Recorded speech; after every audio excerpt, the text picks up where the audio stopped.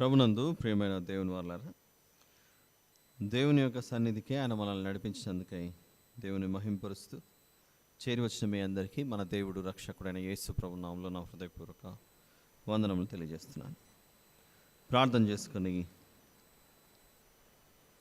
వాక్య సందేశంలోకి ప్రవేశిద్దాం. ప్రార్థన. మహాపరిశుద్ధుడైన మా ప్రియ పరలోకపు తండ్రి, మీకే స్తోత్రములు నాయన. ఈ సాయంత్రకాల సమయమున మరొకసారి మీ పరిశుద్ధమైన వాక్యమును ధ్యానించుటకు మేమంతా తరలి వచ్చి ఉన్నాం తండ్రి. మీ యొక్క ఏర్పాటులో ఈ దినం మాకు మీరు సిద్ధపరిచిన మీ యొక్క జీవాహారమును దయచేయమని ప్రార్థిస్తున్నాను తండ్రి.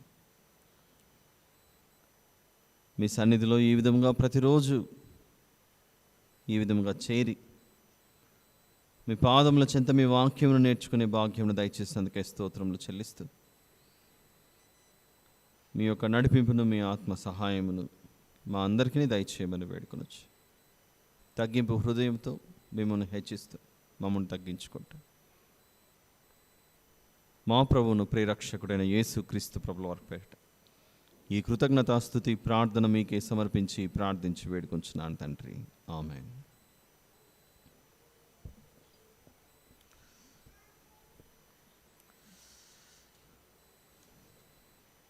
మత్తయి సువార్త 5వ అధ్యాయం.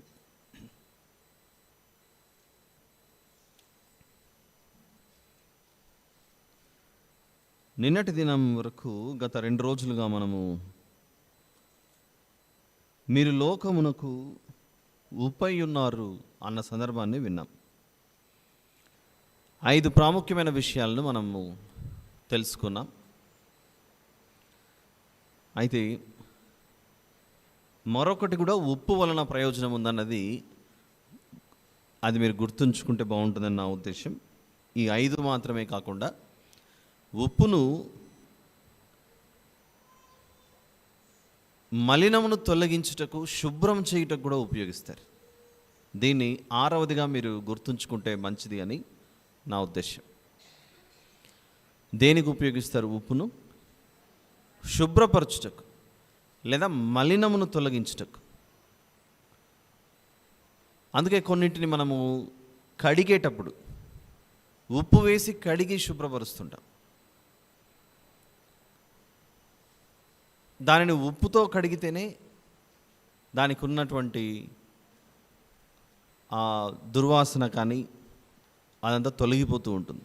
మలినమును తొలగించుటకు, కడిగి శుభ్రపరచుటకు ఉపయోగిస్తారు ఉప్పును. ఉదాహరణకు సముద్రంలో నుంచి మనము చేపలను పట్టుకొని వచ్చిన తర్వాత మళ్ళీ అది ఉప్పు నీళ్ళలోనే పెరిగింది. చాలాసార్లు ఈ సందర్భం చెప్పాను మీ మధ్యలో, కాబట్టి దాన్ని మళ్ళీ గుర్తు చేస్తున్నాను ఎవరైనా క్రొత్త వాళ్ళు ఉంటే.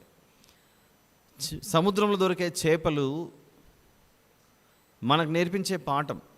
క్రొత్త వారు ఎవరైనా ఉంటే, ఇది చాలాసార్లు ఇక్కడ చెప్పాను, క్రొత్త వారి కొరకు మళ్ళీ రిపీట్ చేస్తున్నాను. ఇది సముద్రంలో నీళ్ళు ఎలా ఉంటాయి? ఉప్పుగా ఉంటాయి.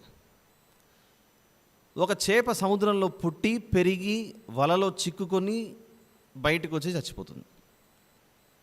మరికొన్ని చేపలు సముద్రంలో పుట్టి పెరిగి చచ్చిపోతుంటాయి. సముద్రంలో ఉండే నీళ్ళన్నీ ఉప్పుగా ఉంటాయి. కానీ ఆ ఉప్పును నీళ్ళలో అది పుట్టి పెరిగి చలించి చనిపోయినా దాన్ని మనం ఇంటికి తీసుకొని వచ్చి మళ్ళీ వండుకునేటప్పుడు మళ్ళీ దాన్ని ఉప్పు వేసి కడిగి దానిని కూరగా కానీ లేకపోతే ఫ్రై కానీ చేసేటప్పుడు మళ్ళీ ఉప్పేసి దాన్ని మనం సిద్ధపరుస్తుంటాం. ఆ సముద్రంలో చేప కూడా మనతో ఏం మాట్లాడుతుందంటే, నేను పుట్టింది ఈ ఉప్పు లోకంలో పుట్టాను, నేను పెరిగింది కూడా ఉప్పు లోకంలో పెరిగాను, నా జీవితం అంతా ఆ ఉప్పు నీళ్ళలోనే సాగింది. కానీ ఈరోజు నువ్వు నన్ను మీ ఇంటికి తెచ్చుకున్నావు తినడానికి, కానీ నన్ను సిద్ధపరిచేటప్పుడు నువ్వు మళ్ళీ ఉప్పేసావు. అంటే నేను పుట్టి పెరిగి చచ్చిపోయిందంతా ఉప్పు లోకంలో ఉన్న నా శరీరానికి ఏం అంటుకోకుండా బ్రతికాను. నేను ఉప్పు అనేది అంటుకోకుండా బ్రతికాను. నేను అది నాలో లేదు కనుకనే మళ్ళీ నువ్వు నా కొరకు ఉప్పు యాడ్ చేస్తున్నావు, తగిలిస్తున్నావు కొంచెం. అలానే ఓ మనుషులారా, పాపమున్న ఈ లోకంలో మీరు పుట్టి పెరిగి చలించి నిద్రించున్న జీవితాన్ని ముగిస్తున్నా, నేను ఎలాగైతే ఉప్పు లోకంలో పుట్టి పెరిగి ఉప్పు అంటకుండా ఎలాగైతే బ్రతికానో, మీరు కూడా ఈ పాపం ఉన్న ఈ లోకంలో పుట్టి పెరిగి చచ్చిపోతున్నప్పుడు మీ ఆత్మీయ జీవితాలకు పాపం అన్నది అంటించుకోకుండా జీవించండి అనే సందేశం ఒక చేపిస్తుంది. దీనితో పాటుగా ఇందాక చెప్పినట్లు ఉప్పును శుభ్రం చేయడానికి ఉపయోగిస్తుంటాం. అదే చేపని ఇంటికి తెచ్చుకున్నప్పుడు దాన్ని ఉప్పుతో బాగా కడుగుతుంటాం మనం. దానితో పాటుగా ఇక సందర్భం వచ్చింది కాబట్టి చెప్పాల్సి వస్తుంది. అప్పుడప్పుడు డాక్టర్ దగ్గరికి వెళ్ళి నా గొంతులో సమస్య ఉందండి అని చెప్పినప్పుడు ఆ డాక్టర్లు కూడా ఒక సలహా ఇస్తుంటారు. కొంచెం గోరువెచ్చటి నీటిలో కొంచెం ఉప్పు వేసుకొని నువ్వు నీ గొంతును శుభ్రం చేసుకోని అంటుంటారు. మనకు కూడా చూడండి, ఆ నీళ్ళు ఉప్పు నీళ్ళతో కడుగుతూ ఉన్నప్పుడు చక్కగా అది శుభ్రం అవుతున్నట్లు ఉంటుంది. మీరు లోకమునకు ఉప్పై ఉన్నారు అని అంటే మలినమైన పాపము దుష్టత్వము అంటుకున్న ఈ లోకాన్ని క్రైస్తవులు వాక్యమును చేతపట్టుకొని ఏం చేయాలి? శుభ్రపరచాలి, పవిత్రంగా మార్చాలి, పరిశుద్ధంగా మార్చాలి. అదే యేసు ప్రభు చేశాడు. ఎలా చేశాడు? కొలసీ పత్రిక 5వ అధ్యాయంలో ఆయన వాక్యముతో మనకు ఉదక స్నానం చేయిస్తున్నాడట. ఎఫెసీ పత్రిక 5వ అధ్యాయము 27వ వచనంలోని చివరి మాట, లేదా మొత్తం చదువుకుందాం మొదటి నుంచి. అటువలే క్రీస్తు కూడా సంఘమును ప్రేమించి అది కళంకమైనను ముడత అయినను అటిది మరి ఏదైనాను లేక పరిశుద్ధమైనదిగాను నిర్దోషమైనదిగాను మహిమగల సంఘముగాను ఆయన తన ఎదుట దానిని నిలువబెట్టుకొనవలనని వాక్యముతో ఉదక స్నానము చేత మొత్తం మనల్ని కడిగి పవిత్రపరిచే పనిలో ఆయన ఉన్నాడు. పరిశుద్ధపరచుటకై దాని కొరకు తన్ను తాను అప్పగించుకొనెను అని మనల్ని పరిశుద్ధపరచుటకు ఆయన వాక్యముతో ఉదక స్నానం చేయిస్తున్నాడట. ఆయన ఆరోహణమైన తర్వాత వాక్యమును చేత పట్టుకొని ఈ భూమి మీద ఉన్నటువంటి ప్రజలను ఉదక స్నానం చేయిస్తున్నది ఎవరు? సేవకులు. దేవుడు సేవకులను పంపించి వాక్యమును అందింపజేసి, ఇదిగో మీరు లోకమునకు ఉప్పై ఉన్నారు, దీన్ని తీసుకెళ్ళి ఇదిగో ప్రజలకు ప్రకటించండి, నా వాక్యంలో భద్రపరచండి వీరిని అని వారిని ఏమంటున్నాడంటే మత్తయి సువార్త 5లో మీరు లోకమునకు ఉప్పై ఉన్నారు. మీరు నిస్సారం అవ్వకూడదు. మీరే నిస్సారం అవ్వకపోతే ఇక ప్రపంచానికి ఉపయోగపడే వాళ్ళు ఎవరు ఉంటారు? అందుకే మనం ఖచ్చితంగా దేవుని పక్షాన గొప్ప నమ్మకమైన పరిచారకులుగా నిలబడాలి. ఈరోజు వాక్య ధ్యానం 14వ వచనం నుండి కనుక మత్తయి సువార్త 5వ అధ్యాయం 14 నుండి విందాం జాగ్రత్తగా. ఈ 40 రోజుల ప్రయాణంలో అప్పుడప్పుడు లేక పలుమార్లు అనుకుందాం కొద్దిసేపు 16వ వచనాన్ని పదే పదే వినుకుంటూ వచ్చాం మనం. 14, 15 వచనాలు వివరణలోనికి ఈరోజు ప్రవేశిద్దాం. మీరు లోకమునకు వెలుగై ఉన్నారు. కొండ మీద నుండి పట్టణము మరుగై ఉండనేరదు. చదవబడిన ఈ 14వ వచనంలో 2 భాగాలు కనబడుతున్నాయి. మీరు లోకమునకు వెలుగై ఉన్నారు, దానితో పాటు కొండ మీద నుండి పట్టణము మరుగై ఉండనేరదు. దాని కొనసాగింపే 15వ వచనము, మనుష్యులు దీపం వెలిగించి కొంచెము క్రింద పెట్టరు, కానీ అది ఇంట నుండి వారికి అందరికీ వెలిగించుటకై దీపస్తంభం మీదనే పెట్టుదురు. చీకటిలో వెలుగును ప్రజ్వలింపజేసే విధముగా క్రైస్తవుని జీవితం ఉండాలట. క్రైస్తవుడు ఎప్పుడు ఆరిపోకూడదు. ఎందుకండి ఈ మధ్య చర్చికి పోవాలనిపించట్లేదు, బైబిల్ చదవాలనిపించట్లేదు, ప్రార్థన చేసుకోవాలనిపించట్లేదు. ఇలాంటి మాటలు మనకు అప్పుడప్పుడు వినపడుతూ ఉంటాయి కొందరి వద్ద నుండి. ఎందుకు ఇలా కొందరి వద్ద నుండి వినపడుతూ ఉంటాయనంటే అదొక సాతాను బంధకాలలోనికి వాళ్ళు వెళ్ళిపోయారు కనుక. మిగిలిన వాటి మీద ఉన్న ఆలోచన, వాటి మీద ఉన్నటువంటి ఆసక్తి, ఏదో ధ్యాస, ఏదో పోగొట్టుకున్నాం, ఏదో జరిగిపోయింది అన్న దిగులు, వేదన, బాధ, చింతతో దేని మీద కూడా మనసు పెట్టుకోకుండా చివరికి అది కాస్త తీసుకొని వచ్చి దేవుని విషయాల మీద కూడా దాన్ని రుద్ది ఆపోదించి చివరికి దేవునికి దూరంగా ఉండే జీవితాన్ని జీవించాలని మనుషులు అలా దూరం అయిపోతుంటారు. మొన్నటి వరకు వెలుగును నింపిన నీవు ఒక్కసారిగా నీకున్న భక్తి ఏమైపోయింది, నీకున్న ఆసక్తి ఏమైపోయింది? ఆరిపోయే దీపంలో ఉండకూడదు అని చెప్తున్నాడు దేవుడు. క్రైస్తవుని జీవితం కొద్ది రోజులే మాత్రం కొనసాగకూడదు. అందుకే ఈ 40 రోజుల ప్రయాణంలో మనం నేర్చుకున్న ఉపమానాల్లో ఒక ఉపమానం, కొన్ని విత్తనాలు రాతి నేలల మీద పడ్డాయట. అది లోతుగా లేకపోవడంతో మొలిచింది, కానీ కింద రాయి తగలడంతో ఎండిపోయిందట. అలాంటి ఎండిన జీవితాల వలె, వెలుగు నింపలేని జీవితం వలె క్రైస్తవుని జీవితం ఆరిపోకూడదు అంటున్నాడు. ఎందరో అలా జీవితాలను దేవునికి దూరం చేసుకున్నారు, ఆశించారు దేవునితో ఉండాలని, కానీ కాల గర్భంలో వారు తీసుకున్న నిర్ణయాలు వారి జీవితాలను నాశనం చేసినట్లు కనబడుతుంది. అందులో కొందరు ఎగ్జాంపుల్స్, కొన్ని ఉదాహరణలు మనం చూడగలిగితే బైబిల్లో, ఎలీషా గారి వద్ద పనిచేస్తున్న గెహాజీ అందరికీ తెలుసు. ఎన్నో సందర్భాల్లో ఈ విషయాన్ని మనం గమనించాం. రాజుల 2వ గ్రంథంలో ఎలీషా గారి వద్ద క్షేమంగా ఉండవలసినటువంటి వ్యక్తి ఈ గెహాజీ.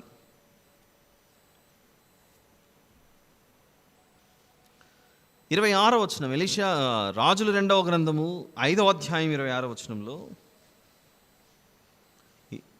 అంతటా ఎలీషా వానితో, ఆ మనుషుడు తన రథము దిగి నిన్ను ఎదుర్కొనుటకు తిరిగి వచ్చినప్పుడు నా మనసు నీతో కూడా రాలేదా ఓ గెహాజీ? ద్రవ్యమును, వస్త్రములను, ఒలీవ చెట్ల తోటలను, ద్రాక్ష తోటలను, గొర్రెలను, ఎడ్లను, దాసీలను సంపాదించుకొనుటకు ఇది సమయమా? కాబట్టి నయమానునకు కలిగిన కుష్టు నీకును నీ సంతతికి నీ సర్వకాలము అంటియుండును అని చెప్పగా, వాడు మంచు వలె తెల్లనైన కుష్ఠము కలిగి ఎలీషా ఎదుట నుండి బయటికి వెళ్ళాను. అయిపోయింది కుష్ఠరోగం. ఎలీషా గారితో నమ్మకమైన శిష్యుడుగా అలానే ఉండింటే జీవితం అలా ఉండేది కాదు. అతనిలో ఉన్న వెలుగు దీపాన్ని చేసుకున్నాడు. మనలో కూడా ఎవరైనా ఇలాంటి జీవితం జీవిస్తుంటే చాలా తప్పు. భూమి మీద ఈ జీవితం చాలా చిన్నది అని పదే పదే చెప్తుంటాను ఈ విషయాల గురించి. ఈ చిన్ని జీవితంలో జరిగే సంఘటనల వలన మనిషి యొక్క భక్తి జీవితం దేవునికి దూరం అవ్వకూడదు. వివాహమైన తర్వాత ఒకరికొకరు పరిస్థితులు అన్నీ బాగున్నప్పుడు మాత్రమే సంతోషంగా నవ్వుతూ జీవించడం కాదు. అప్పుడప్పుడు పరిస్థితులు తారుమారు అవుతుంటాయి. ఈరోజు ఉదయం లేవగానే నా విషయంలో ఇలా జరుగుతుంది అని ఎవరు ఊహించరు. అలా ఊహించనిది జీవితంలో చోటు చేసుకుంటానే ఒక్కసారిగా అలా పడిపోవడం అంత బలహీనమా మన క్రైస్తవ జీవితం? అంత బలహీనంగా ఉండకూడదు. జరిగిన సందర్భాలను బట్టి దేవునికి దూరం చేసుకోవాల్సిన అంత లోతైన బలహీనతల్లోనికి మనిషి జారిపోకూడదు. దేవుడు మనల్ని పరీక్షించడానికే ఇలాంటివి మన జీవితాల్లో కలుగజేయవచ్చేమో మనకు తెలియదు. అందుకే యోబు గారు లాంటి వారిని మన జీవితాల ముందు చూపించి ఆయనకున్న పిల్లలు ఒకే రోజు చనిపోయారట. ఆయనకున్న ఆస్తులు ఎవరో వచ్చి పట్టుకొని వెళ్ళిపోయారు. తన వద్ద పనిచేసేవారిని కొట్టి తీసుకెళ్ళిపోయారు. ఉన్న ఆస్తంతా ఒకే రోజు నశించిపోయింది. ఇన్ని సందర్భాలు జరిగినా తన నోరు తెరిచి దేవుని దూషించిన వ్యక్తే కాదు యోబు గారు. అలాంటి మనుషుల కొరకు దేవుడు భూమి మీద ఎదురు చూస్తున్నాడేమో. నేను ఇక్కడి నుంచి వెళ్ళిపోయిన తర్వాత రాత్రి పడుక మీద పండుకొని నేను ఆలోచిస్తున్నాను, యేసు ప్రభు సిలువ గురించి చెప్పాలి, ఏం చెప్పాలి త్వరలో. 12 మంది శిష్యులు, ఇస్కరియోతు యూదా గురించి మాట్లాడట్లేదు. ఆ ఇస్కరియోతు యూదా సాతాను జత కట్టి నాశనం అయిపోయాడు. 12 మంది శిష్యులు అంటే ఆ 12వ స్థానాన్ని భర్తీ చేసిన మరొక శిష్యుని గురించి మాట్లాడుతున్నాను.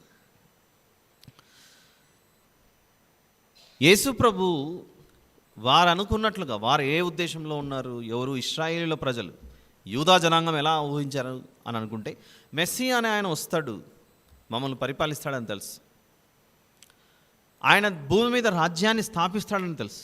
కానీ వారి ఊహలంతా ఎలా నిండుకొని ఉందంటే, ఆయన రాగానే ఏ గుర్రం మీదనో ఎక్కి, రథం ఎక్కి, రోమా ప్రభుత్వాన్ని అందరినీ ఓడించి, రోమియోలందరినీ ఓడించి తిరిగి ఇశ్రాయేలు దేశంలో గొప్ప రాజ్యాన్ని స్థాపిస్తాడు అనే ఆలోచనలో వారు మునిగిపోయి ఉన్నారు. కానీ వారి ఊహలకు పూర్తిగా భిన్నంగా కనబడుతుంది యేసు ప్రభు భూమి మీద అడుగుపెట్టిన సందర్భం. పశువుల తొట్టిలో ఆయన పరుండబెట్టడం,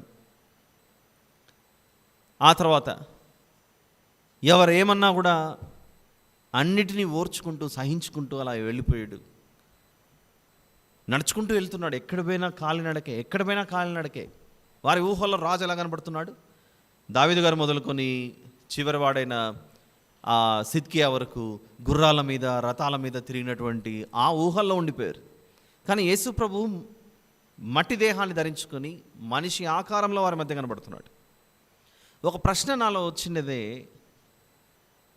ఒకవేళ ఆ కాలంలో ఉండింటే, నేను అన్నప్పుడు మనం కూడా పెట్టుకుందాం, ఆ స్థానంలో మీరు కూడా ఉండండి.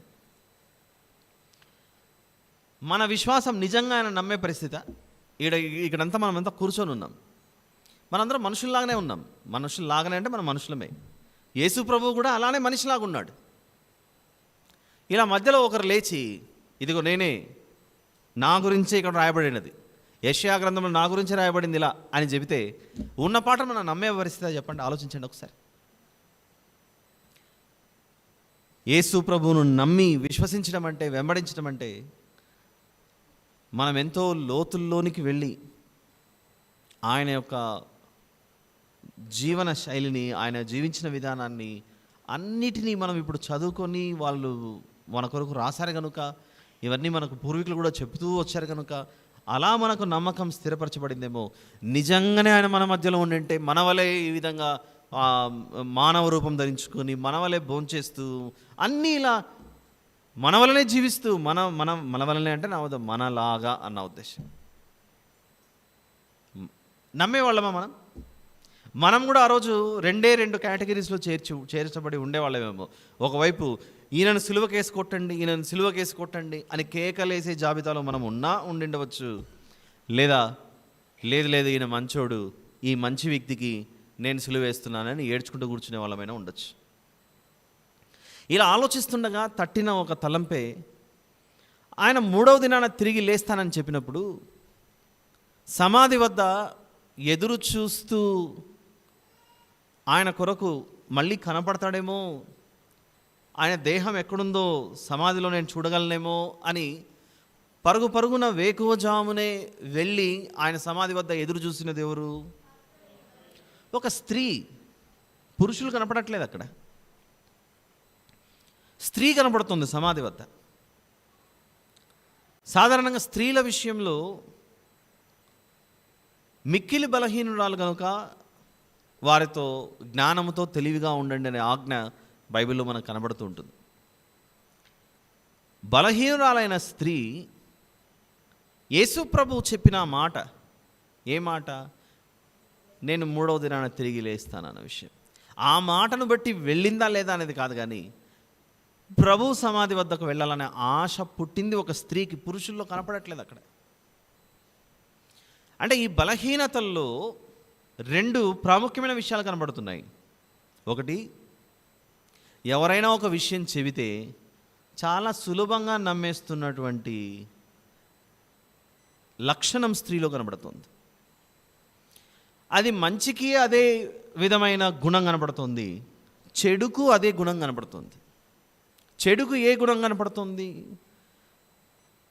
ఒకనాడు ఏదైనా వనంలో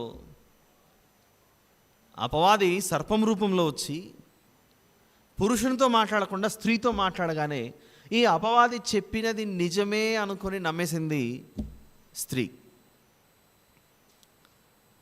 అపవాదితో అక్కడ సంభాషిస్తూ చెప్పిండేది నిజమే అని అనుకొని నమ్మి పండు తినేసింది. అంటే నమ్మడం అనే మాట ఒకటి ఉంది చూసారా. స్త్రీలు వెంటనే నమ్మేస్తున్నారు అనే ఒక గుణం కనపడుతుంది రెండు సందర్భాల్లో. అక్కడ ఏదైనా వనంలో హవ్వమ్మ గారు సర్పం చెప్పగానే నమ్మేసింది. అలానే యేసు ప్రభు తిరిగి లేచిన తర్వాత ఒకసారి చూద్దాం యోహాను సువార్తలోకి వెళ్ళి. ఆ ప్రభు వద్దకు, సమాధి వద్దకు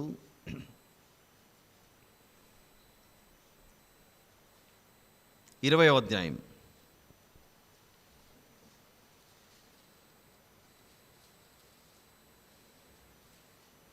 మొదటి వచనం నుండి చూద్దాం. ఆదివారమున ఇంకను చీకటిగా ఉన్నప్పుడు మగ్దలేనే మరియ పెందలకడ సమాధి వద్దకు వచ్చి సమాధి మీద ఉండిన రాయి తీయబడి ఉండుట చూచెను.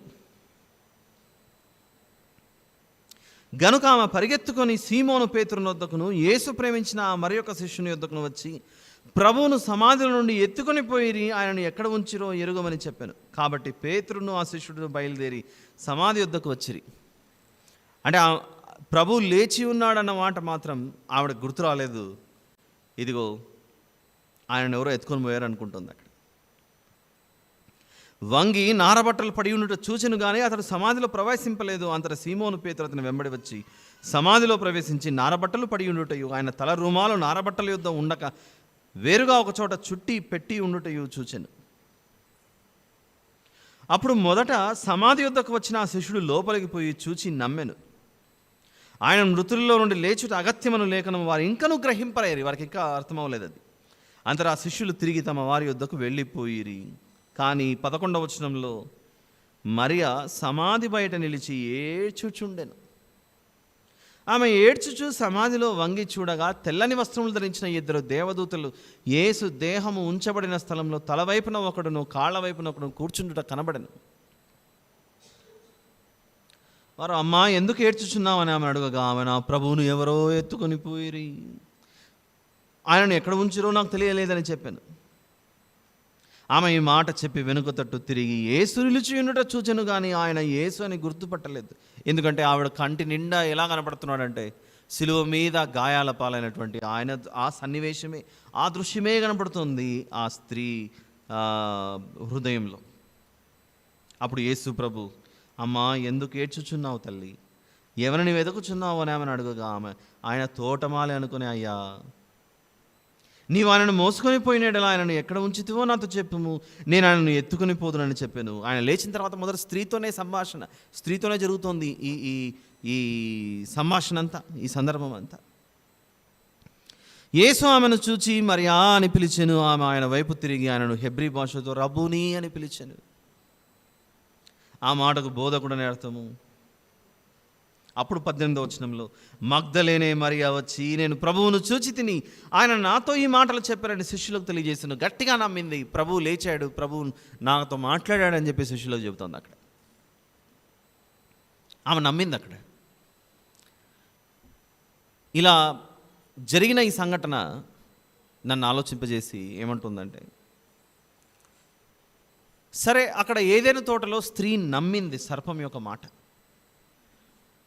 కానీ క్రొత్త నిబంధనకు వచ్చిన తర్వాత కడపటి ఆదామును యేసు ప్రభు ఆవిడతో మాట్లాడగానే ఏమాత్రం ఆలోచించకుండా సంకోచించకుండా నా ప్రభు నాతో మాట్లాడాడు, నేను ఆయనను చూచాను అని వచ్చి శిష్యులకు చెబుతోంది. తోమా గారి వలె నేను అదే అధ్యాయంలో ఉంది చూడండి. అక్కడ నేను ఆయన 25వ వచనం నేను ఆయన చేతులలో మేకుల గుర్తును చూచి నా వ్రేలు ఆ మేకుల గుర్తులో పెట్టి నా చెయ్యి ఆయన ప్రక్కలో ఉంచితేనే కానీ నమ్మనని వారితో చెప్పాను. పురుషుడు అంటున్నాడు ఆయన మేకుల గుర్తులో నా వ్రేలు ఉంచాలి, ఆయన ప్రక్కలో నా చెయ్యి ఉంచితే కానీ నేను నమ్మను అంటున్నాడు. కానీ ఇక్కడ స్త్రీ మాత్రం నమ్మి ప్రభువు లేచాడు, ప్రభువు నాతో మాట్లాడాడు, నేను ఆయన చూచానని గొప్ప సాక్ష్యం చెబుతుంది. స్త్రీ దేనికి సూచన అని ఎఫెసీ పత్రిక అడిగితే 5వ అధ్యాయంలో స్త్రీ దేనికి సూచన అని అంటే సంఘమునకు సూచన కదా, అది మీరు మర్చిపోతే ఎలా అనే ప్రశ్న ఇవన్నీ మెదులుతున్నాయి ఆలోచనల్లో. ఈ స్త్రీ అయితే ప్రభువు నేను చూచాను, ప్రభువు నాకు కనపడ్డాడు, ప్రభువు నాతో మాట్లాడాడు అనేటువంటి ఆ మంచి గుణం, ఆ నమ్మకం ఏదైతే ఉందో, అదే నమ్మకం భూమి మీద దేవుడు సంఘమును చూపిస్తూ ఒక స్త్రీతో ఎలాగైతే పోల్చాడో, ఈ భూమి మీద ఉన్నటువంటి పురుషుడైనా స్త్రీ అయినా యూదుడైనా గ్రీసు దేశస్థుడైనా అందరూ సమానమైన గలతీ పత్రికలో చెబుతున్నప్పుడు స్త్రీ అని భేదం లేదు, పురుషుడని భేదం లేదు, యూదుడని భేదం లేదు, గ్రీసు దేశస్థుడని భేదం లేదు అని గలతీ పత్రికలో ఉంటుంది. వచనము చాలాసార్లు చూసాం, మరొకసారి చూద్దాం. గలతీ పత్రిక 3వ అధ్యాయము 28వ వచనంలో, ఇందులో యూదుడని గ్రీసు దేశస్థుడని లేదు, దాసుడని స్వతంత్రుడని లేదు, పురుషుడని స్త్రీ అని లేదు, యేసుక్రీస్తునందు మీరందరూ ఏకముగా ఉన్నారు అని అందరి గురించి మాట్లాడుతున్నాడు ప్రభు. అక్కడ అపవాది చెప్పిన మాటలను నమ్మి మోసపోయిన హవ్వమ్మ గారిలా జీవిస్తామా? యేసు ప్రభు తిరిగి లేచి నాకు కనబడ్డాడని గొప్ప సాక్ష్యం చెప్పిన మగ్దలేనే మరియలాగా మనం జీవిద్దామా అనే ప్రశ్న ఒకటి పెద్ద ప్రశ్నార్థకంగా కనపడింది నా మనసులో. అప్పుడు వెంటనే 3వది కనపడుతుంది. ఇదిగో దేవుడు సంఘమును గురించి, ప్రభువును గురించిన సంబంధం గురించి మాట్లాడాడు.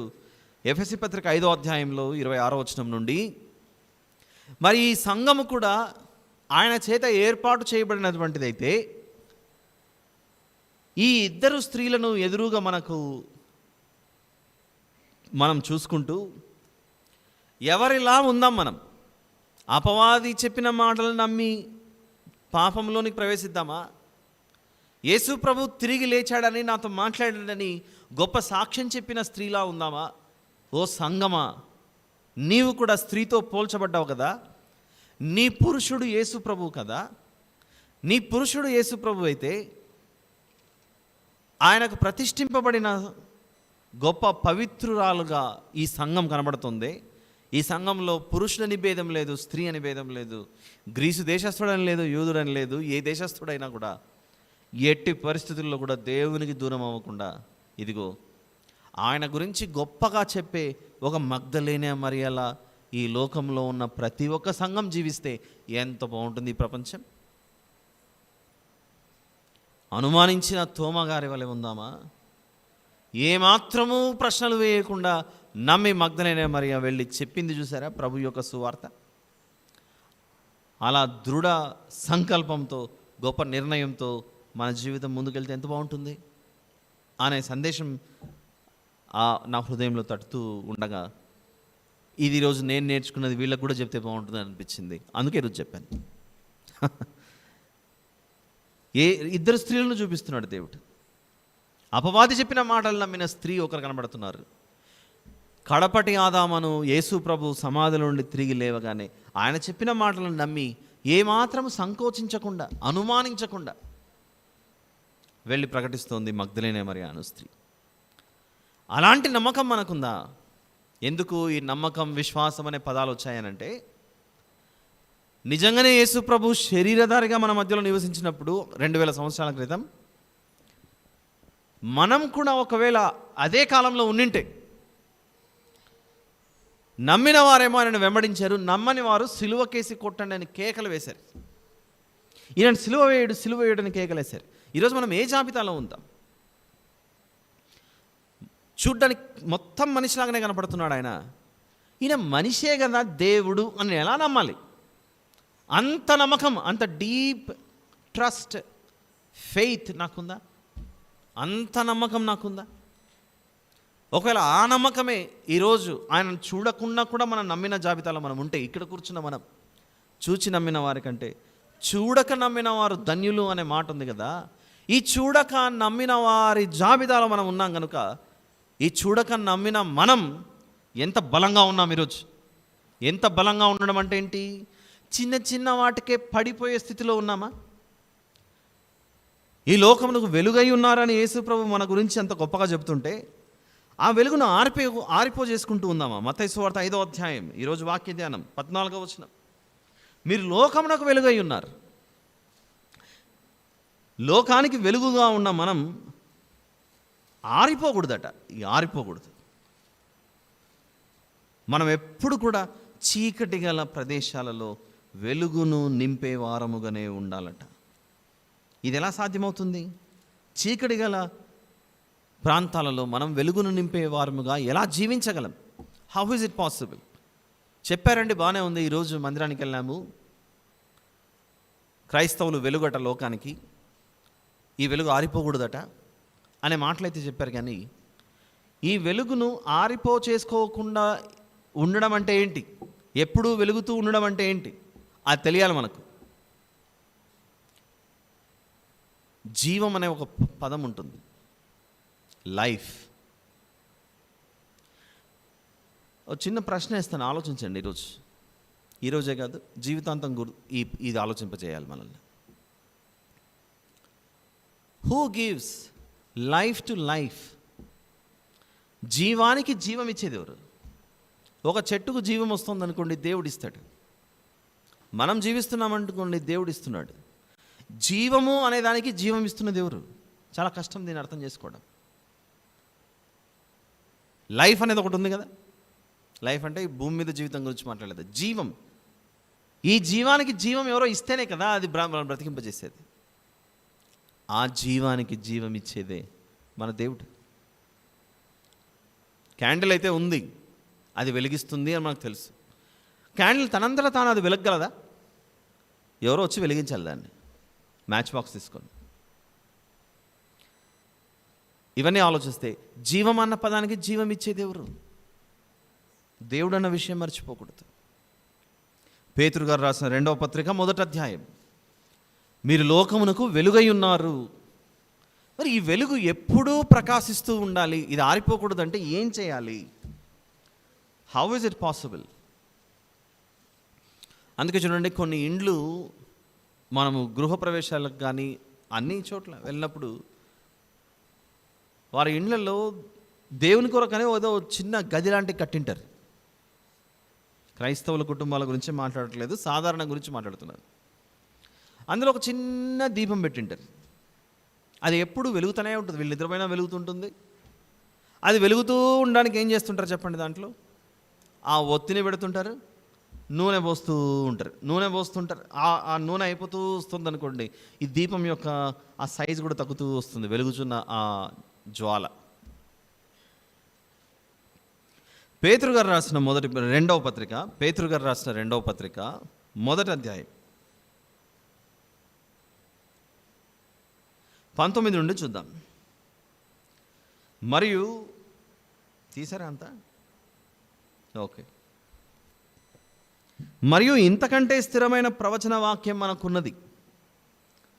తెల్లవారి వేకువ చుక్క మీ హృదయములలో ఉదయించు వరకు ఆ వాక్యము చీకటి గల చోటున వెలుగిచ్చు దీపమైనట్టున్నది అనే మాట చూడండి అక్కడ. వాక్యము చీకటి గల చోటున వెలుగిచ్చు దీపమైనట్టున్నది. దాని యందు మీరు లక్ష్యం ఉంచిన ఎడల మీకు మేలు. మీకు మేలు.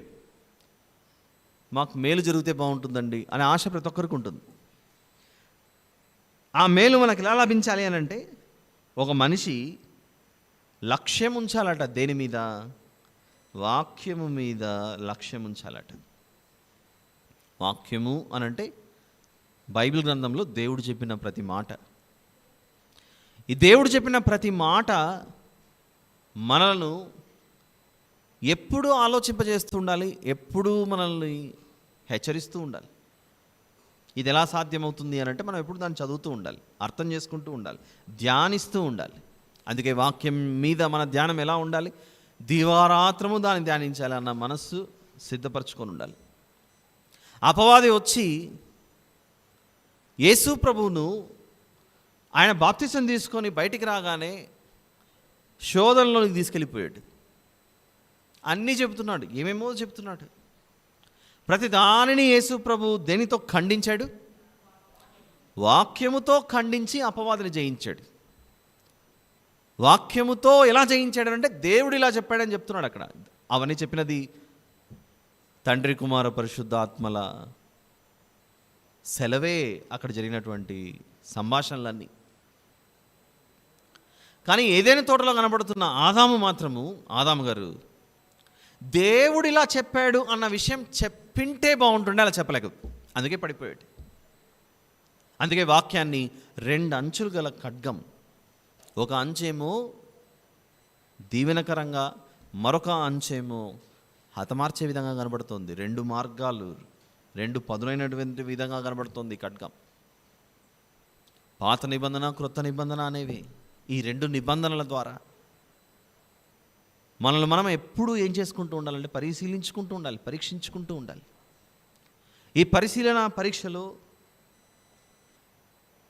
ఏదైనా మనకు తేడా ఉందా అని మనకు తెలిసిపోతూ ఉండాలి. కనపడుతున్న ఈ శరీరం వేరు, నేను వేరు అన్న అవగాహన ఖచ్చితంగా ఉండాలి. నా చెయ్యి అంటాం, ఇంతకు నేనెవరు? నా కాలు అని అంటాం, మరి నేనెవరు? నా వాచ్ అంటాం, నా షర్ట్ అంటాం, నా ప్యాంట్ అంటాం. ఇవన్నీ తీసి మనం పక్కన పెడతాం. వాచ్ తీస్తాం, అన్నీ తీసి పక్కన పెట్టేస్తాం. ఎలాగైతే అన్నీ తీసి పక్కన పెట్టినట్లుగానే ఒకరోజు ఈ దేహాన్ని కూడా తీసి మనం పక్కన పెట్టేస్తాం. ముళ్ళు గుచ్చుకుంది అనుకోండి, నడిచేటప్పుడు శరీరానికి తెలుస్తుందో తెలియదా పలానా చోట ముళ్ళు గుచ్చుకుందని? అనుకోకుండా దారిలో నడుచుకుంటూ పోతూ కాలు తట్టుకొని, ఏదో రాయి తట్టుకొని, ఏదో గడప తట్టుకొని కింద పడ్డాం, మోకాలు గాయమైంది. తెలుస్తుందా తెలీదా గాయమైందని? ఎందుకు? అక్కడ నొప్పి కలుగుతుంది కాబట్టి. ఆత్మ కూడా అలా గాయపరచబడినప్పుడు ఇది నాకేదో గాయమైంది, దీని వెంటనే నేను సరిదిద్దుకోవాలి అని మనకు ఆ అవగాహన తెలియాలి. అది ఎప్పుడు సాధ్యమవుతుంది అని అంటే దేవునితో మన యొక్క సహవాసం పెరిగినప్పుడే, వాక్యం మీద మన ధ్యానం ఉంచినప్పుడే, వాక్యంతో మనం సహవాసం పెంపొందించుకున్నప్పుడే. అందుకే అంటున్నాడు పేతురు గారు రాసిన పత్రికల్లో, ఇందాక చదువుకున్నాం మనం, ఆ వాక్యము చీకటి గల చోటున వెలుగిచ్చు దీపమైనట్టున్నది. దాని కొనసాగింపుగా మత్తయి సువార్త మనం చదువుకున్న 5వ అధ్యాయంలో వెంటనే ఒక మాట అంటున్నాడు, మీరు లోకమునకు వెలుగై ఉన్నారు అన్న మాటతో పాటుగా వెంటనే ఒక పట్టణం గురించి మాట్లాడుతున్నాడు. తీయండి వచనం అందరం. మత్తయి సువార్త 5, కొండ మీద నుండి పట్టణము మరుగై ఉండనేరదు. కొండ మీద పట్టణాలను కట్టుకునేవారట. అందుకే చూడండి, మనకు కూడా గోల్కొండ కోట, గోల్కొండ ఫోర్ట్ అన్నీ ఏదో గుట్ట మీదనో కొండ మీదనో వారి రాజ్య సంస్థానాలు స్థాపించబడినట్లుగా కనబడతాయి. నాకు తెలిసి హైదరాబాద్ నుంచి వరంగల్ పోయే మార్గంలో అనుకుంటే భువనగిరి ప్రాంతంలో ఒక కొండ మీద పెద్ద కోట కనబడుతుంటుంది. హైదరాబాద్లో కూడా ఒక చోటుకి వెళ్ళి చూద్దామనంటే అది గుట్ట మీద కనబడుతుంటుంది, గోల్కొండ ఫోర్ట్. ఎందుకు ఇవి ఎత్తైన స్థలంలో కట్టబడ్డాయి అని అంటే, ఓ నాటి కాలంలో శత్రువులు గుర్రాల మీద లేకపోతే భూమార్గం ద్వారానే వచ్చి అటాక్ చేసేవాళ్ళు. ఇంతకుముందులాగా ఇప్పుడున్నటువంటి విధంగా ఎయిర్ ఫోర్స్ అప్పట్లో లేదు. ఉన్నాయా విమానాలు? లేవు. అంటే శత్రువులు ఒక రాజ్యం మీద దండయాత్ర చేయాలంటే ఖచ్చితంగా భూమార్గం మీదనే రావాలి. వారు రాకుండా ఉండాలంటే వారి పట్టణం అంతా కోట గోడలతో చుట్టూ భద్రపరచబడాలి. అప్పుడు వాళ్ళు కొండ ఎక్కాలి. ఆ కొండ ఎక్కిన తర్వాత కోట గోడలను పడేయాలి. ఆ తర్వాత లోపలికి రావాలి. అంతలో వీళ్ళు ఏం చేయొచ్చు? పైనున్నవారు కిందున్నవారిని కొట్టడం చాలా ఈజీ అవుతుంది. కిందున్నవారు పైకి బాణాలు ఇవ్వడం కంటే పైనున్నవారు క్రిందున్నవారిని కొట్టడం చాలా ఈజీ.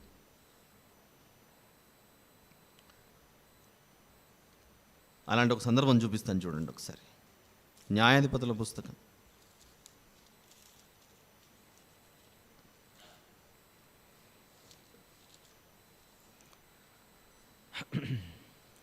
9వ అధ్యాయం.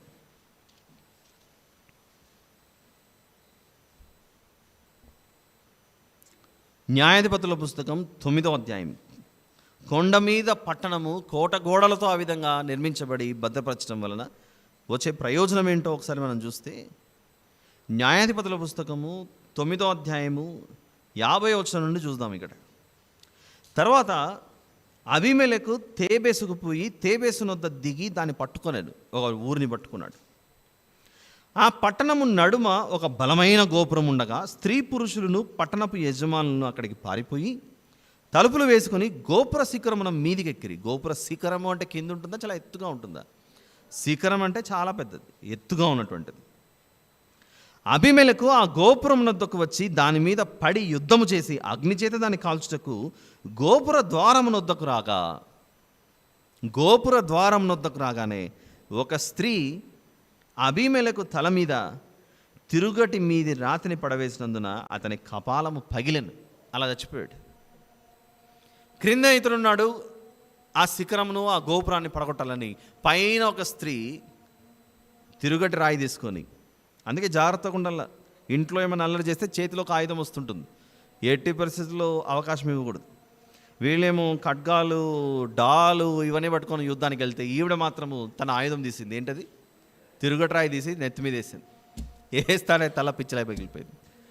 అందుకే చూడండి, మనం కూడా ఇంట్లో ఏదైనా అలర్జీ, అంటే పురుషుల గురించి మాట్లాడుతున్నాను, ఏదైనా అలర్జీ చేస్తున్నాం అనుకోండి, చేతిలో వెంటనే గదాయుధం వస్తుంటుంది. గదలు లేకపోయినా ఏమొస్తాయి? గరిటెలు వస్తాయి చేతిలోకి. అట్లా ఈ స్త్రీకి చేతిలో దొరికింది ఒక తిరుగటి రాయి, ఎత్తైన స్థలంలో నుండి వేసింది, తల పిచ్చలే పగిలిపోయి. దీన్ని మనసులో పెట్టుకొని మనం ఎలా ఉండాలట? ఇదిగో మత్తయి సువార్త 5వ అధ్యాయంలో ఒక పట్టణంతో పోలుస్తున్నాడు. కొండ మీద నుండి పట్టణము మరుగై ఉండనేరదు, మీరు అందరికీ కనపడుతూ అందరికీ వెలుగునిచ్చుచు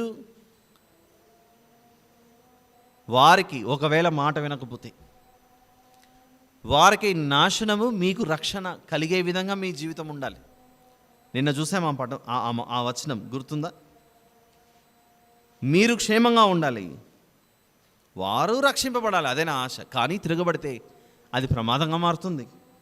ఫిలిప్పీ పత్రిక 1వ అధ్యాయంలో ఏమాత్రమును ఎదిరించు వారికి మీరు బెదరక అనే మాట చూసాం మనం. ఫిలిప్పీ పత్రిక 1వ అధ్యాయం 27-28 వచనాలు. నేను వచ్చి మిమ్మల్ని చూచినను రాకపోయినను మీరు ఏ విషయంలోనూ ఎదిరించు వారికి బెదరక అందరూ ఒక్క భావంతో సువార్త విశ్వాసపక్షమున పోరాడుచు ఏక మనస్సు గలవారై నిలిచి ఉన్నారని నేను మిమ్మును గూర్చి వినులాగున మీరు క్రీస్తు సువార్తకు తగినట్లుగా ప్రవర్తించుడి. అట్లు మీరు బెదరకుండుట వారికి నాశనమును మీకు రక్షణయు కలుగుననుటకు వారికి నాశనమును మీకు రక్షణయును. కొండ మీద పట్టణము ఎప్పుడు కూడా మరుగై ఉండదు.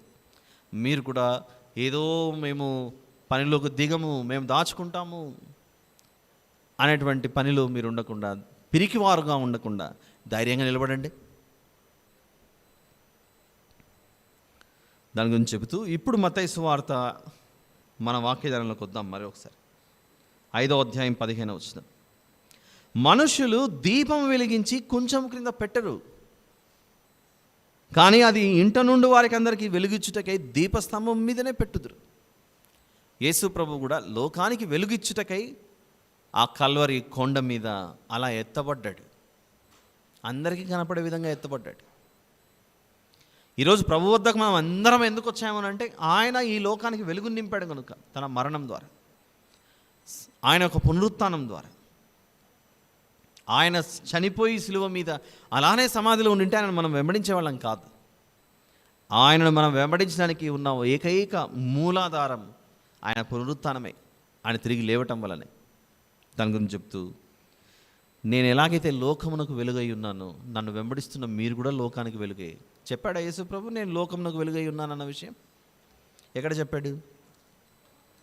యోహాను సువార్త 8వ అధ్యాయం. మనం క్రీస్తును ధరించిన వారము అనే మాట పదే పదే చదువుకుంటుంటాం. మనం జీవించుచున్నది నేను కాను, నాలో ఉన్న క్రీస్తే అని గలతీ పత్రిక 2:20లో చూసాం కదా.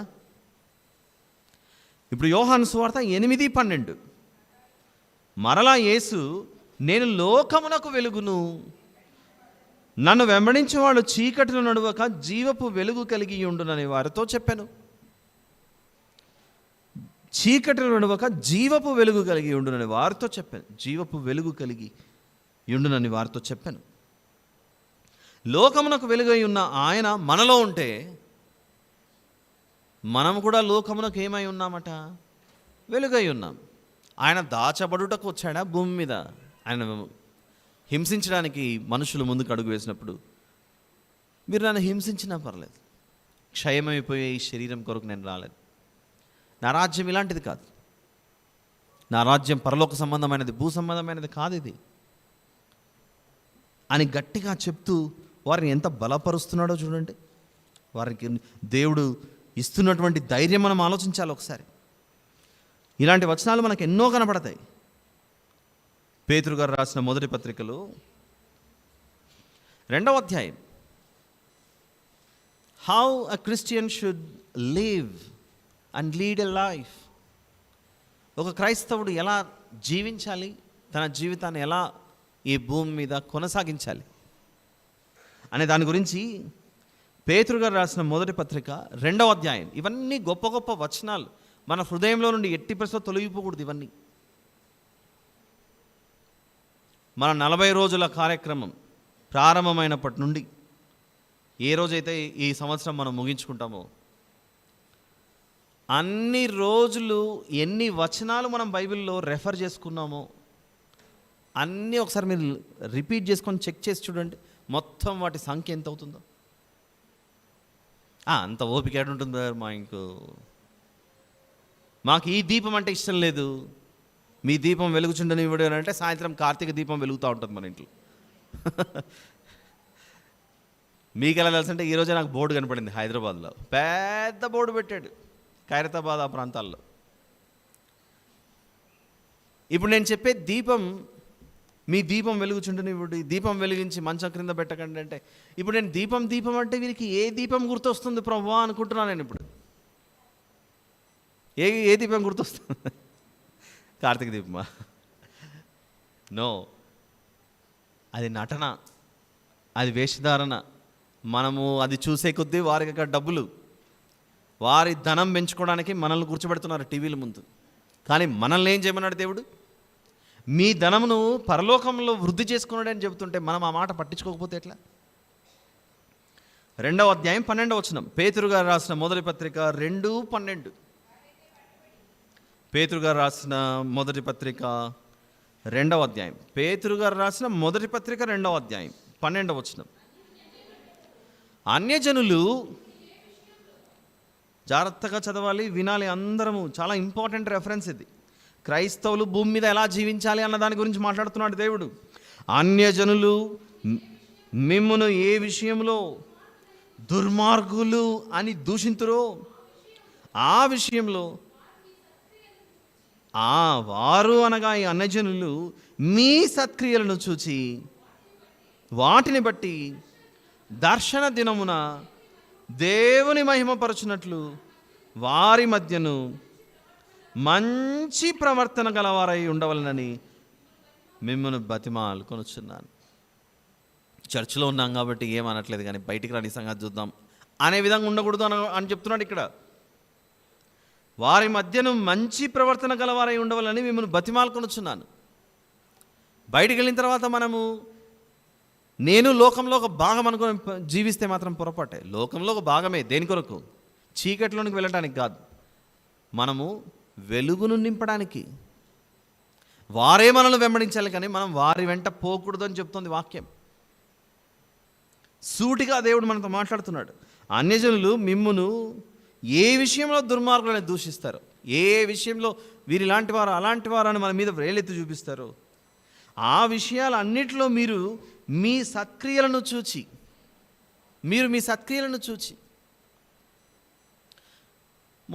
మరొక క్రైస్తవుడు నాతో మాట్లాడుతున్నాడు. క్రైస్తవుడు మరొక క్రైస్తవుని గురించి, ఒక క్రైస్తవుడు మరొక క్రైస్తవుని గురించి మాట్లాడితే ఇక లోకం ఇంకెంత మాట్లాడుతుందో ఆలోచించుకోవాలి ఒకసారి. ఏమంటున్నాడంటే, ఈ వ్యక్తి నా దగ్గర డబ్బులు తీసుకున్నాడండి, ఈ పని చేసి పెడతానని పని చేయడానికి అని చెప్పేసి తీసుకున్నాడు, ఇంతవరకు పని పూర్తి చేయలేదు. ఇప్పుడు నేను ఏమైంది అని మాట్లాడుతుంటే ఫోన్ కూడా సరిగా రెస్పాండ్ అవ్వట్లేదు. ఇప్పుడు నా డబ్బులు పోయేసాయి, పని పూర్తవ్వలేదు. ఇంకెందుకండి ఈ వ్యక్తి దేవుడు సేవ, యేసు ప్రభు అని ఇవన్నీ చెప్తున్నాడు? ఇలాంటి వాళ్ళు మచ్చ తెచ్చేవాళ్లే కదా, డబ్బులు తీసుకొని ఎగరగొట్టేవాళ్ళు. ఇదిగో 5 రోజుల్లో ఇస్తాను, 10 రోజుల్లో ఇస్తాను, నెల రోజుల్లో ఇస్తాను, 6 నెలల్లో ఇస్తాను అని చెప్పి తీసుకునేవాళ్ళు. ఆ తర్వాత దాన్ని పట్టించుకోకుండా ఎగరగొట్టేది. మళ్ళీ మనము వారి వద్దకు వెళ్ళి పలకరిస్తే, నీకేం తక్కువ, ఇప్పుడు నీకేం తక్కువైందని.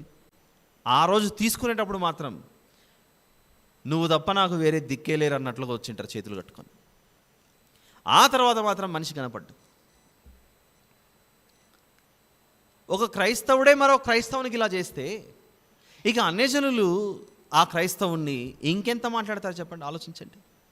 అందుకే అంటున్నాడు, అన్యజనులు మిమ్మును ఏ విషయంలో దుర్మార్గులని దూషింతురో ఆ విషయంలో వారు మీ సత్క్రియలను చూచి వాటిని బట్టి దర్శన దినమున దేవుని మహిమపరచునట్లు వారి మధ్యను మంచి ప్రవర్తన గలవారై ఉండవలనని మిమ్మల్ని బతిమాలుకొనుచున్నాను. ఇలాంటిది మరో సందర్భం. ఒక వ్యక్తి బైబిల్ కాలేజీలో లెక్చరర్.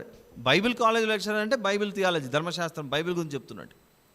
పొద్దు నుంచి సాయంత్రం వరకు, ఉదయం సాయంత్రం వరకు స్టూడెంట్స్ క్లాస్లో ఉన్నప్పుడు ఖచ్చితంగా మనిషి నాకు అవసరాలు, భోజనము, టీలు, కాఫీలు ఉంటాయి. టీ బ్రేక్, స్కూల్ కాలేజీలో కూడా ఇంటర్వెల్ ఇస్తారుగా, ఒక 1.5 అవర్కు 45 మినిట్స్కి అట్లా. ఈ మహానుభావుడు పిల్లలకు క్లాస్ చెప్పి బయటికి వెళ్ళి సిగరెట్ తాగుతున్నాడట. బైబిల్ కాలేజీలో లెక్చర్. ఏంటి నువ్వు పరిశుద్ధ గ్రంథం వివరిస్తూ బయటికి వెళ్ళి, బైబిల్లో సిగరెట్ అనే పదం ఎక్కడుందో చూపించండి, సిగరెట్ అనే పదం ఎక్కడుందో చూపించి ఇలా దాగకూడదని రాసుంటే అప్పుడు చెప్పండి, నేను తాగలవుతాను నిర్ణయం చేసుకుంటానని విద్యార్థులకు ఈ ఉపదేశకుడు చెప్తున్నాడు అక్కడ. ఇంకేం చెప్పాలి అక్కడ? సమాజంలో ఇలాంటి క్రియల వలనే, ఇలాంటి చేష్టల వలనే మనం మచ్చ తెచ్చేవారంగా మారిపోతున్నాం. బైబిల్లో ఉంది కదండి, యేసు ప్రభు ద్రాక్షరసం పట్టుకొని ఇచ్చాడు. అందుకే మేము ప్రతిరోజు సాయంత్రం వైన్ షాప్కి వెళ్ళి తెచ్చుకొని తాగుతున్నాం. తప్పేంటి, మా ఇంట్లో అందరం కూర్చొని తాగుతున్నాం అంటాడు. క్రిస్మస్ వచ్చిందంటే కేకులు తయారు చేస్తారు. కొందరు చక్కగా మంచి వస్తువులు, పదార్థాలన్నీ చేసుకుంటే, ఇంకొందరు దాంట్లో రమ్ము పోసి కేకులు అమ్ముతున్నారు. అందుకే బేకరీ షాప్కి వెళ్ళి ప్లమ్ కేక్ ఇవ్వండి క్రిస్మస్ వచ్చింది అని అడిగామనుకోండి, వాళ్ళు 2 క్వశ్చన్లు వేస్తారు. విత్ రమ్మా, వితౌట్ రమ్మా అంటాడు. హైదరాబాద్లోనే మీరు క్రిస్మస్ సందర్భంలో బేకరీ షాపులకి వెళ్ళి క్రిస్మస్ కేక్ ఇవ్వండి, ప్లమ్ కేక్ అన్నారంటే 2 అడుగుతారు. అంటే అది రమ్ము పోసిండేదా లేకపోతే అని ఉన్నాయా లేదా? ఏదో ఒకటి ఇవ్వండి, క్రిస్మస్ కేక్ ఇవ్వండి అని అంటారు కొన్ని తెలియని వాళ్ళు. ఇంటికి తీసుకొని వచ్చి తిన్న తర్వాత అప్పుడు నిద్రలోకి వెళ్ళిపోయింటారు లైట్గా. ఎందుకు కారణము అది. కొన్ని సందర్భాల్లో తెలియక ప్రభువు బల్ల పంచేటప్పుడు ద్రాక్షరసం దొరకకపోతే వైన్ షాప్కి వెళ్ళి అందరికీ కొంచెం కొంచెం ఇచ్చేసారు. మందిరంలోనే అందరు తూగుతున్నారట. కారణం ఏంటి అని అంటే ఇలాంటివన్నీ చేస్తున్నారు. ఏముందండి, అది ఇది 2 ఒకటే కదా అని. ఆ తర్వాత ఇంటికి ఎలా వెళ్ళాలి? అవమానాలు, హేళనలు, ఎగతాళి. వీళ్ళండి చర్చికి వెళ్ళారు, చర్చ్ నుంచి వచ్చేటప్పుడు ఇలా వచ్చారండి అని చెప్పుకునే స్థితికి వెళ్ళిపోతుంది. మన వేషధారణ, మన నడవడిక, మన ప్రవర్తన, మనం ధరించుకునే వస్త్రాలు సమస్తము ఆయనకు మహిమకరంగా ఉండే విధంగా మన జీవితం ఉండాలట. ఒకరు మనల్ని వ్రేలెత్తి చూపిస్తున్నారనంటే మనలో ఉన్న దేవునికి అవమానం కలుగుతుందేమో అన్న భయంతో బ్రతకాలట. అంత జాగ్రత్తగా మనం క్రైస్తవ జీవితాన్ని అంత భద్రంగా కాపాడుకోవాలి. మీరే ఆలోచించండి. మన పిల్లల్ని స్కూల్కి పంపించామనుకోండి, పిల్లలు బాగుపడి రావాలని ఆలోచిస్తామా, చెడిపోయి రావాలని ఆలోచిస్తామా? బాగుపడి రావాలని ఆలోచిస్తాం. ఈ లోకానికి క్రైస్తవులు అలాంటి వారు. మనమే నేర్పించాలి సమాజానికి. మనమే దారి తప్పిపోతే ఇంకా నేర్పించేది ఎవరు? నిర్గమకాండం 19వ అధ్యాయం 6వ వచనంలో ఇశ్రాయేలీయులను దేవుడు యాజక రూపమైన రాజ్యముగా ఏర్పాటు చేసుకున్నాడట. నిర్గమకాండం 19:6.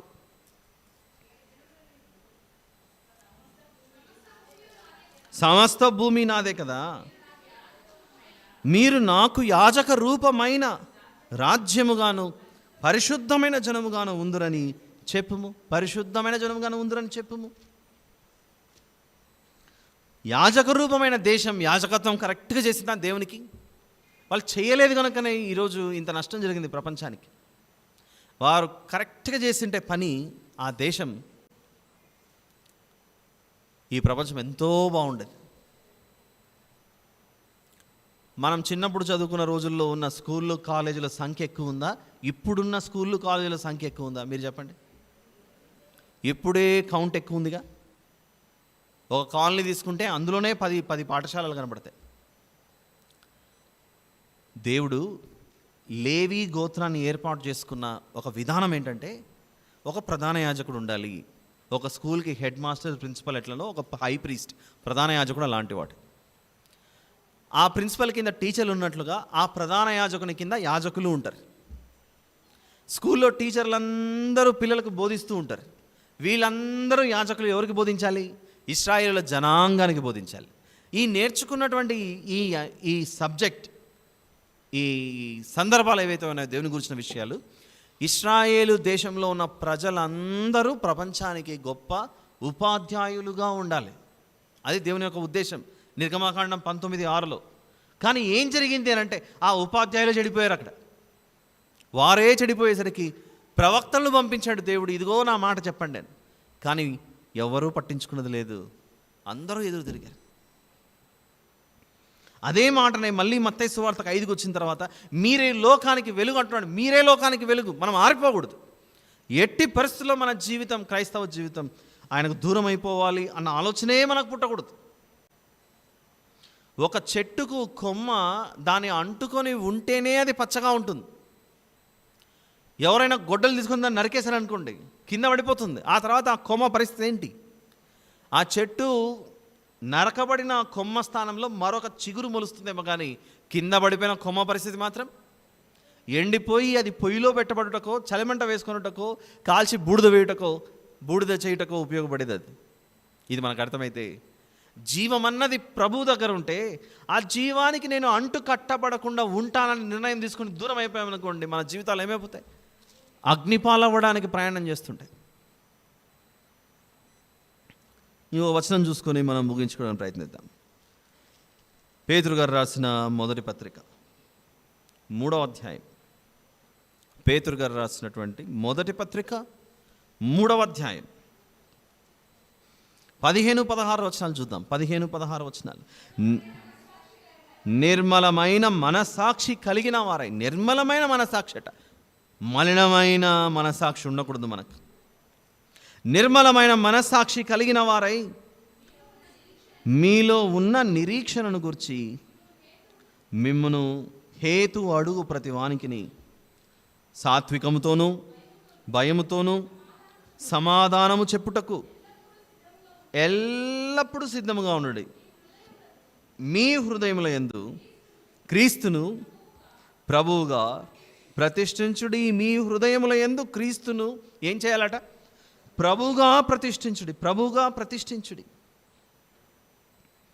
కొందరు వేటినో ప్రతిష్ఠిస్తుంటారు.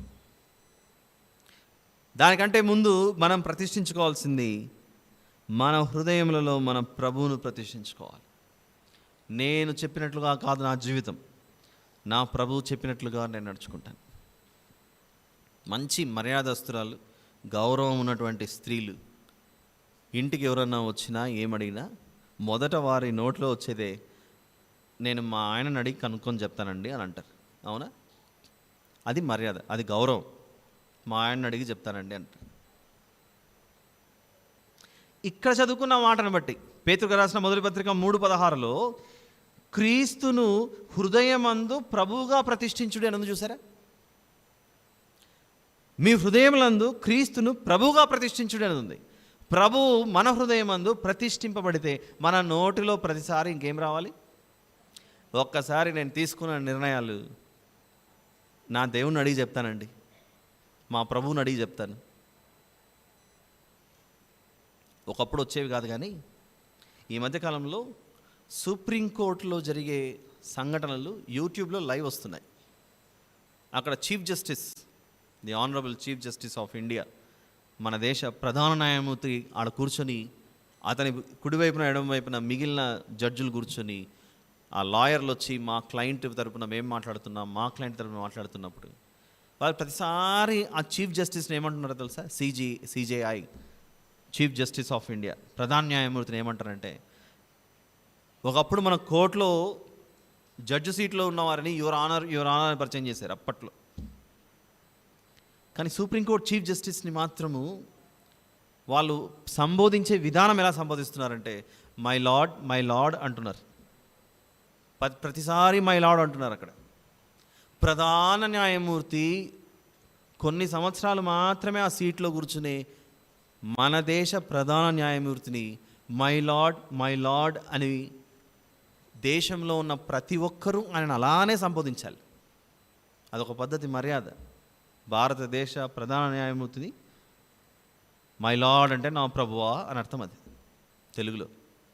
ఈ భూమి మీద కనబడుతున్న ఒక ప్రధాన న్యాయమూర్తిని మై లార్డ్ అని పిలుస్తున్నప్పుడు, సర్వలోక న్యాయాధిపతి అయిన యేసు ప్రభు, king of kings and the lord of lords అని అంటున్నప్పుడు మనం ఎందుకు ఆయనను he's my lord, he's the only lord that I have, ఆయన మాత్రమే నాకు ప్రభువుగా ఉన్నాడు, నేను ఆయన చెప్పినట్లుగానే నడుచుకుంటాను, ఆయన నా న్యాయాధిపతి. మనం ఎందుకు అలా ఆయనను పొసెస్ చేసుకోవట్లేదు? పొసెస్ని తెలుగులో ఏమంటారో తెలియట్లేదు నాకు. మన సొంతం అని ఎందుకు అనుకోవట్లేదు? హృదయంలో యందు క్రీస్తును ప్రభువుగా ప్రతిష్ఠించుడి అని మాట్లాడుతున్నాడు. హృదయం అందు ప్రభు ప్రతిష్ఠింపబడితే ఇంకా మనం హృదయంలోంచి వచ్చే ప్రతి మాట ఎవరికి అనుకూలంగా ఉండి మనం మాట్లాడతాం? మన హృదయంలో ఉన్నదే పెదవు మాట్లాడుతూ ఉంటుంది, నాలుక మాట్లాడుతూ ఉంటుంది. ప్రభువే మన హృదయంలో ప్రతిష్ఠింపబడితే ఇంకా మన జీవితం అంతా ఎవరి స్వాధీనంలోకి వెళ్ళిపోతుంది? ప్రభు స్వాధీనంలోకి వెళ్ళిపోతుంది. ఆయన ఎంత మంచివాడు. ఆ పరిశుద్ధుని గురించి ఆలోచించాలి. అప్పుడు అక్కడ చూడండి వచనం, అప్పుడు మీరు దేని విషయమై దుర్మార్గులని దూషింపబడుదురో, యేసు ప్రభువును కూడా దుర్మార్గుడు అని దూషించారు వారు, దాని విషయమై క్రీస్తునందున్న మీ సత్ప్రవర్తన మీద అపనింద వేయువారు సిగ్గుపడుదురు. ఎంతో మంచి జీవితం, శ్రేష్టమైన జీవితం క్రైస్తవ జీవితం. అందుకే ఓ మంచి పాట కూడా మన సంఘాల్లో పాడుకుంటాం, క్రైస్తవ జీవితం సౌభాగ్య జీవితం అన్న విషయం. ఇది మంచి జీవితాన్ని పోగొట్టుకోకూడదు. మనం ఆలోచిస్తారని ఆశిస్తూ మీరు ఎప్పుడు వెలుగుచు మన సత్క్రియలను చూచి పరలోకమందున్న మన దేవుని, మన తండ్రిని ఈ ప్రపంచం మహిమపరిచే విధంగా, వీరి దేవుడు చాలా మంచివాడండి, వీరి దేవుడు చాలా మంచి పరిశుద్ధుడండి, ఆయన పరిశుద్ధులకే పరిశుద్ధుడండి, అందుకే వారు దేవుని బిడ్డలు అని మన గురించి లోకం చూసి పదే పదే మాట్లాడుతూ ఉండాలట. అంత గొప్పగా మాట్లాడుకునే స్థాయికి మన భాష, నడవడిక ఆ స్థాయికి వెళ్ళిపోవాలి. ఆలోచిస్తారని ఆశిస్తూ ఇంతటితో ఈ సందేశాన్ని ముగిస్తున్నాను. ప్రార్థన చేసుకుని ముగించుకుందాం. ప్రేమగల తండ్రి, కృపగలిగిన మా దేవ, పరిశుద్ధుడైన మా తండ్రి, మీకే స్తోత్రం నాయన. ఇంతవరకు మీరు మాకు వినిపించిన వాక్యాన్ని బట్టి మహిమపరుస్తున్నాను తండ్రి.